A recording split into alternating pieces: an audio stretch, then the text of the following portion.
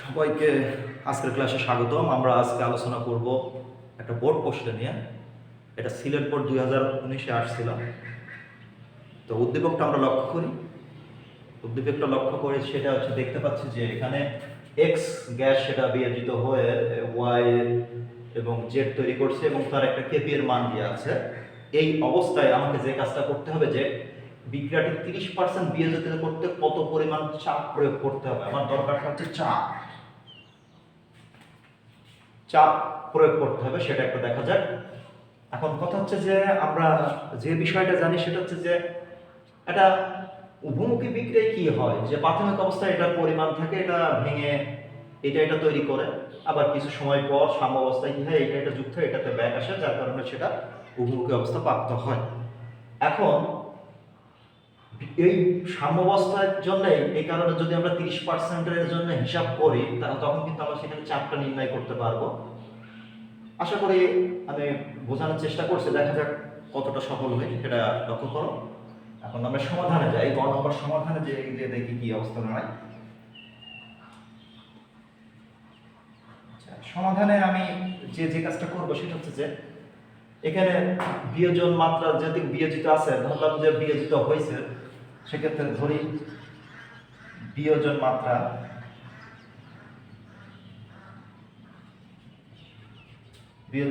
বিয়োজনের পরিমাণ মাত্রা বা বিয়োজনের পরিমাণ হচ্ছে সেটা হচ্ছে আলফা দিলাম। সেক্ষেত্রে আলফা সমান হচ্ছে 30%।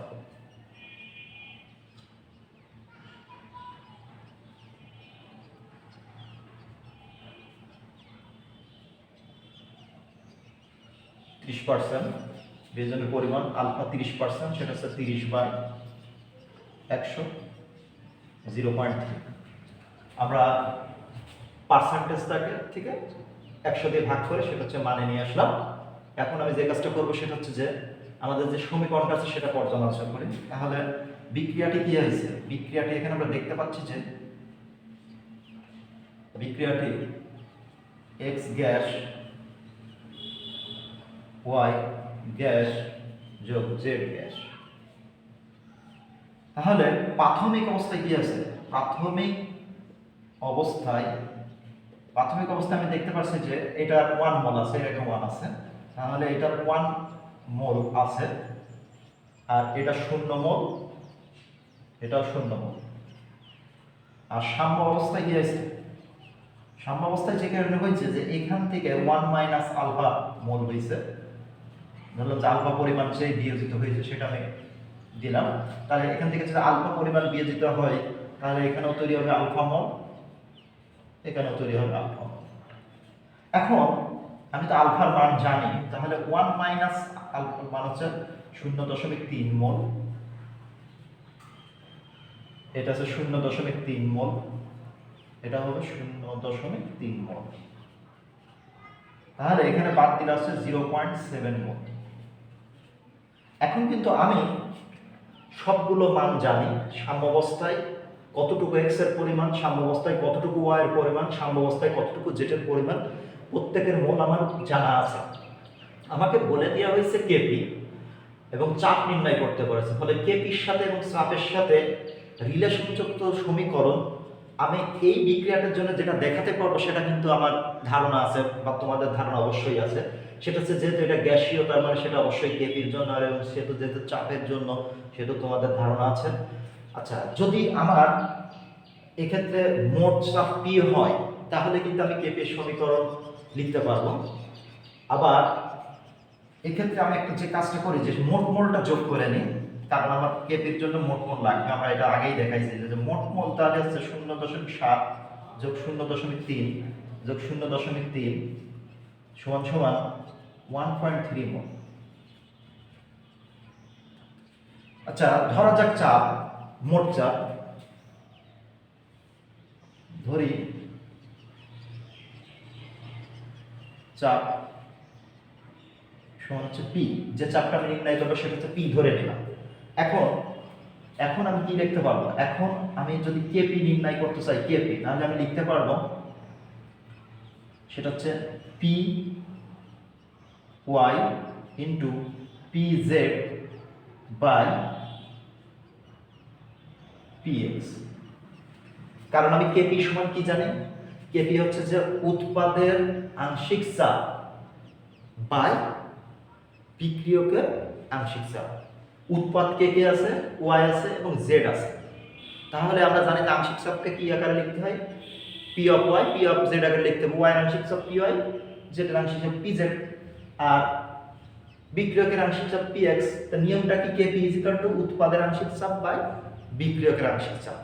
এখন আমি যদি এই সমীকরণে আমার এই আংশিক চাপ তিনটার মান বসাইতে পারি, সেখানে কিন্তু আমার কেপির মান জানা আছে, এবং সেই আংশিক চাপের ভিতর কিন্তু আমি জানি যে কোনো একটা উপাদানের আংশিক চাপ সে উপাদানের মোল ভগ্নাংশ ইনটু মোট চাপ। ফলে ওই যে চাপটা আমি ব্যবহার করব যেটা পি, সেই পির মানটাই আমি কিন্তু অঙ্কটার জন্য নির্ণয় করব। তাহলে আমি এখন সেই কাজটা করি। এইগুলো আমি মুছে দিলাম। এটা রাখলাম যাতে আমার বুঝতে সুবিধা হয়। মোট মোলটা যেহেতু আমি ব্যবহার করব,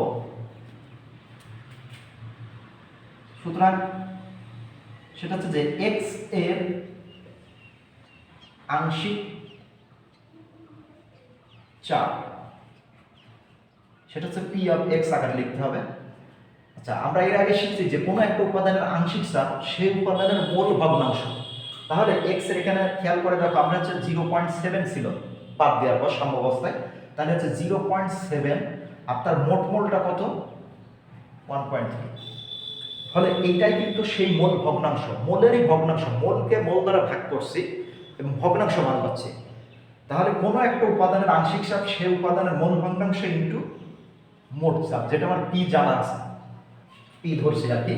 এখন এভাবে ওয়াই এর আংশিক চাপ, সেক্ষেত্রে সেটা কি হবে? P Y.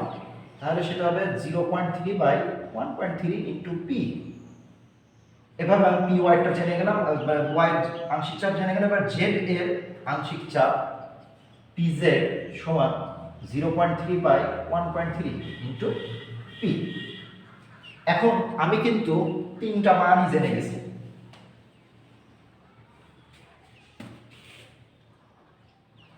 আমার যে কাঙ্ক্ষিত যে মানগুলো দরকার কেপি এর সমীকরণে, সেই কেপি এর সমীকরণের তিনটা মান কিন্তু এখন আমার জানা। এখন আমি কি কাজ করব? সেটা হচ্ছে যে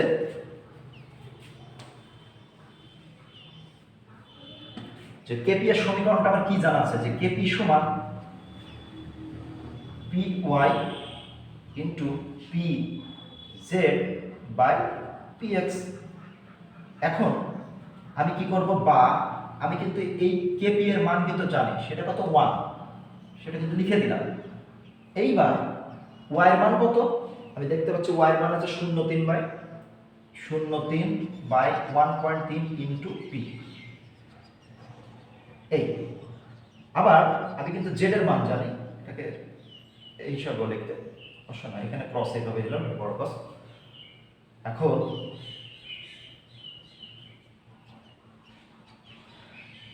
0.3 বাই 1.3 ইন্টু পি, এইটা কিন্তু জেড এর মান। দেখতেই পাচ্ছ, সব দেখে দেখে লিখছি আমি। 0.7 বাই 1.3 ইন্টু পি। এই তিনটা মান আমি এখানে বসিয়ে দিলাম।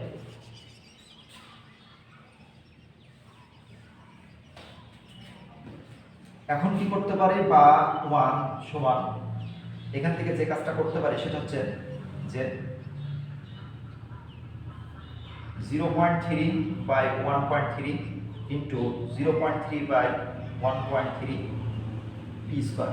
উপরে এই মানটা আসবে, আর নিচে আসবে 0.7 বাই 1.3 ইন্টু পি। বা দিয়ে কি লিখতে পারি? বা 1 সমান, আমি যে কাজটা করতে পারি সেটা হচ্ছে যে যদি গুণ করি ভাগ করি, আর একটা ছোট করে নেওয়া যায়, সেক্ষেত্রে যদি আমি এটা গুণ করি সেটা হচ্ছে পাবো 0.0533।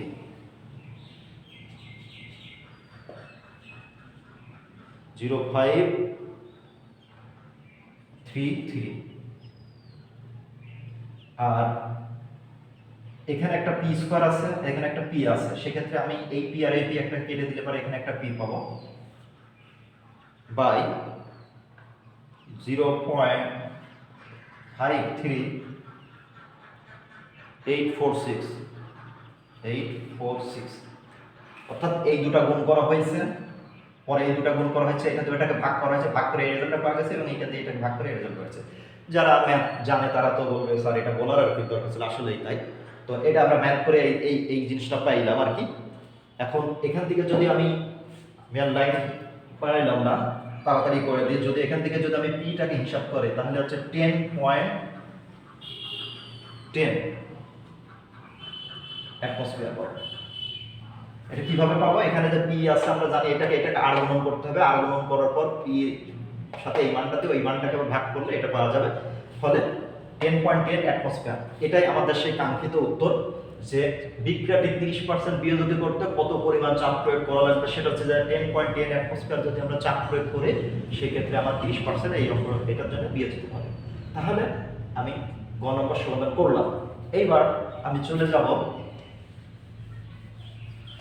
ঘতে।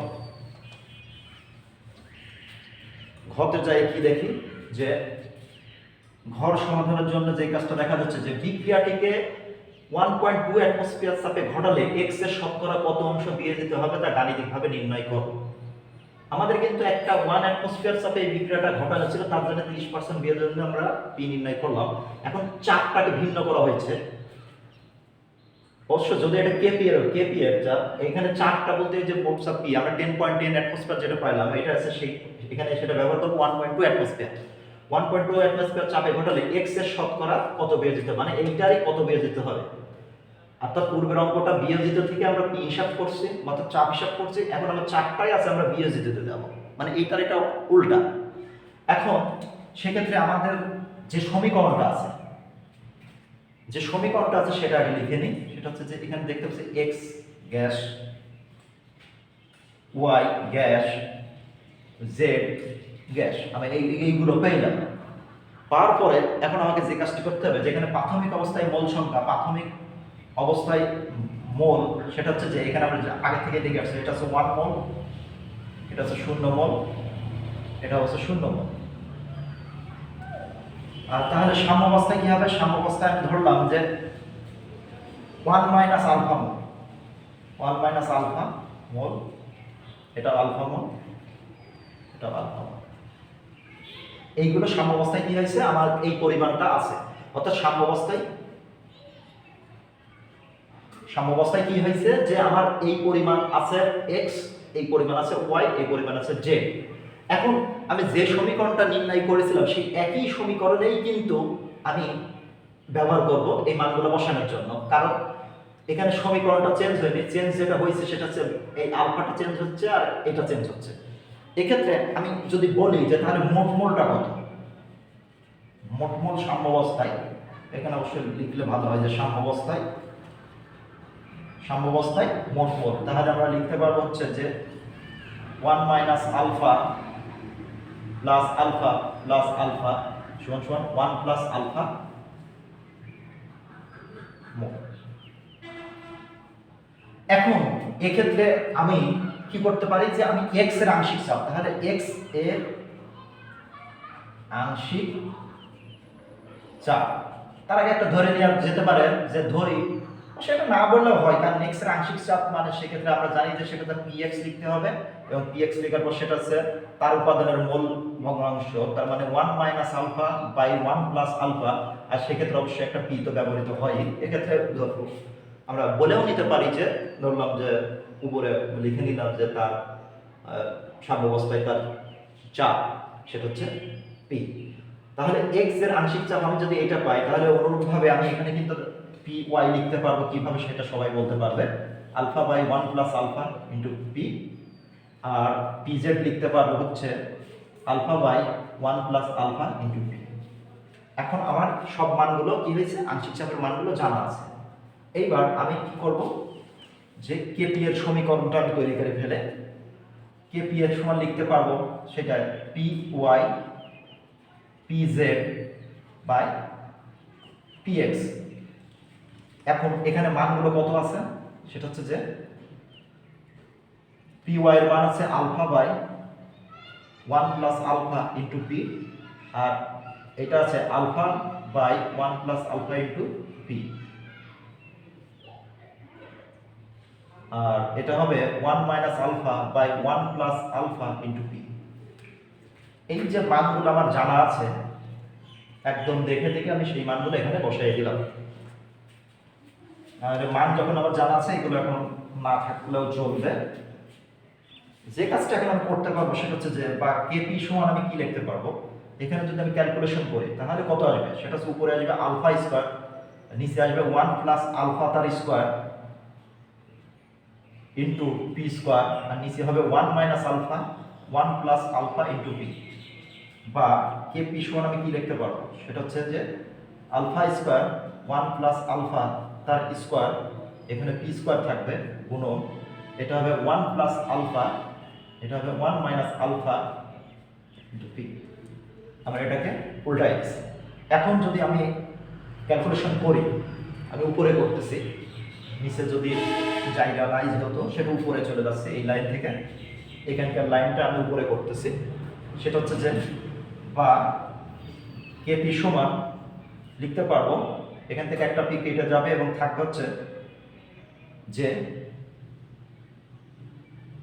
আলফা স্কয়ার পি, আর এখান থেকে 1 প্লাস আলফা 1 প্লাস আলফা একটা কেটে যাবে, তার মানে 1 minus 1 plus alpha into 1 minus alpha, এই জিনিসটা থাকবে।